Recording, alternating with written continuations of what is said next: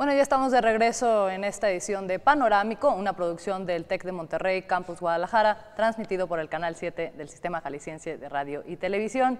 Y estamos aquí con Alejandro Palacio, que nos platica acerca de la relación comercial entre México y Canadá. México se ha mantenido como el tercer proveedor de Canadá en cuanto a los productos que nosotros enviamos. ¿Cuáles son esos productos que nosotros le proveemos a Canadá? En base a mi experiencia, en gran parte son materia prima para alimentos. Los otros son tecnología, pues como sabemos Guadalajara es una gran sede de desarrollo de software y para lo que son los componentes de computadoras. Son en los que yo veo más desarrollo en estos días, ¿no?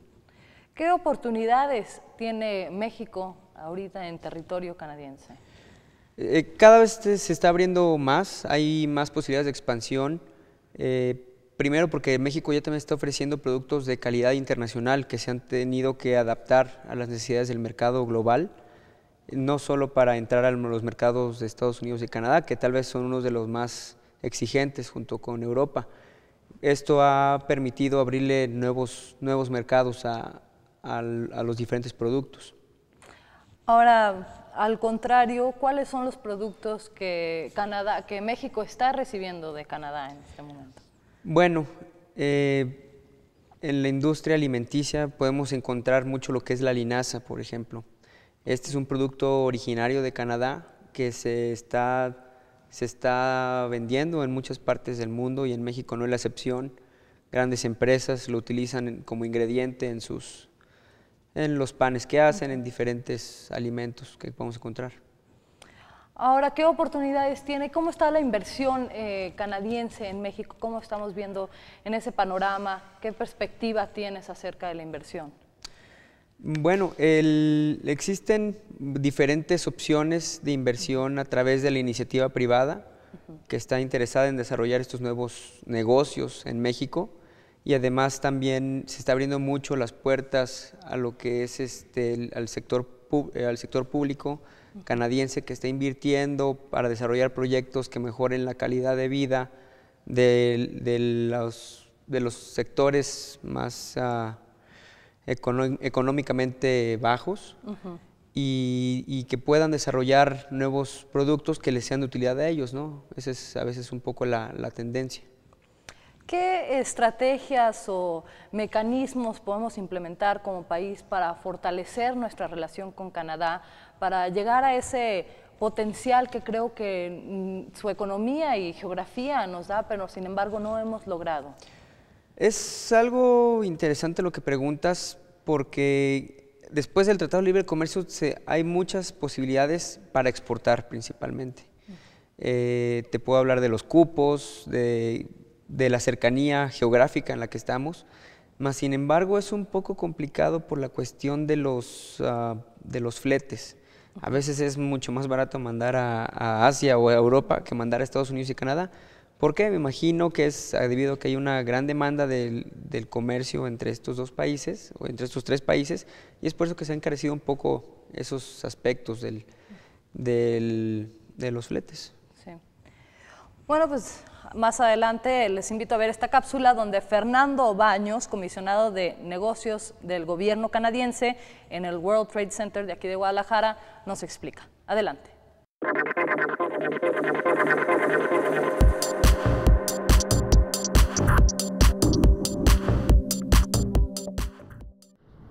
En realidad el Tratado de Libre Comercio es un instrumento y como cualquier herramienta tiene una función específica que cumplir, en forma tal que había que contrastar lo que ha sucedido en estos 15 años contra los propósitos originales, ¿no? Y en ese sentido se han cumplido plenamente.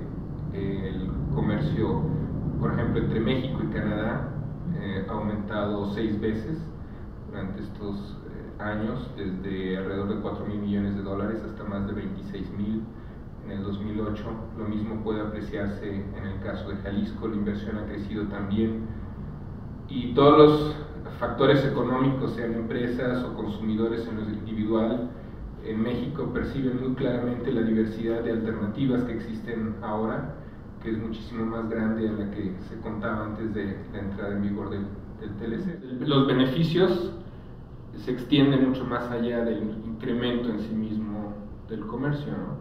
Digamos que quizá este es un indicador que resume realidades económicas que están por detrás, que incluyen, por ejemplo, la integración de cadenas productivas en el entorno norteamericano, y que finalmente habría que pensar como la gran oportunidad para los tres países el poder consolidar un área de producción competitiva con las otras dos regiones o los otros dos bloques importantes del mundo, con Europa y con Asia.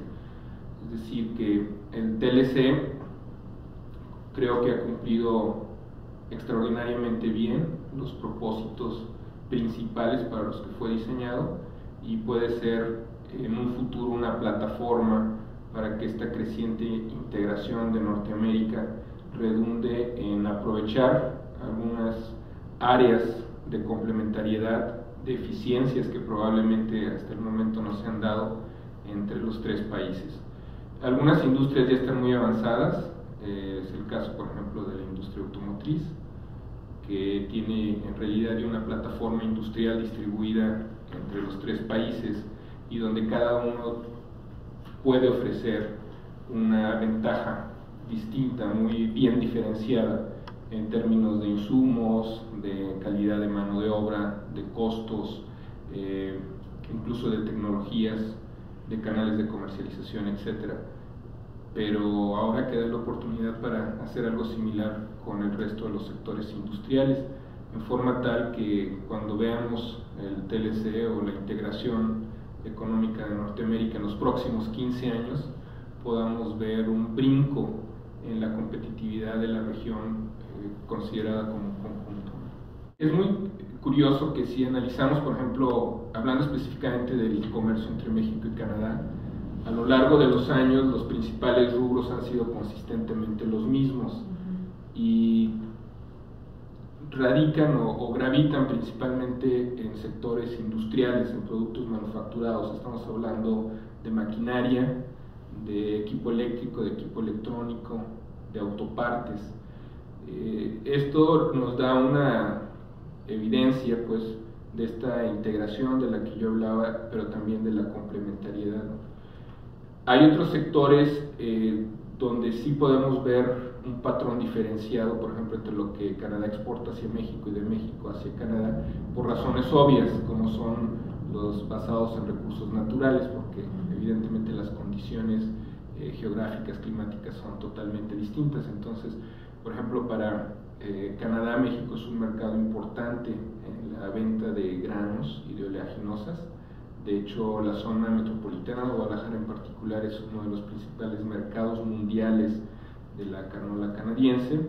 De la misma forma que Canadá es un mercado significativo para los productores mexicanos de frutas, verduras, vegetales, etc.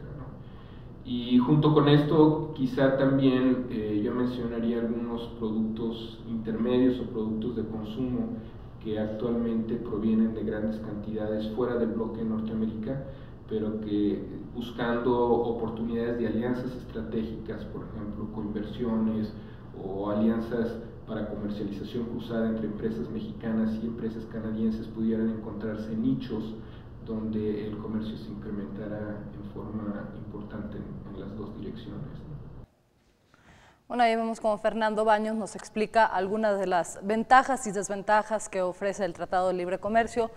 Alejandro, platicábamos de que México y Canadá no han alcanzado ese potencial que su economía y su posición geográfica les ofrecen. ¿Qué, en tu opinión, qué podemos hacer como país para fortalecer esa relación y alcanzar ese potencial? Bueno, un poco la estrategia que estamos siguiendo nosotros para lograr penetrar más en este mercado. Hacemos visitas a exposiciones internacionales donde hay compradores de todo el mundo, pero que son específicamente en Canadá y en Estados Unidos, de nuestra industria. Así tienes un acercamiento personal te das a conocer como empresa.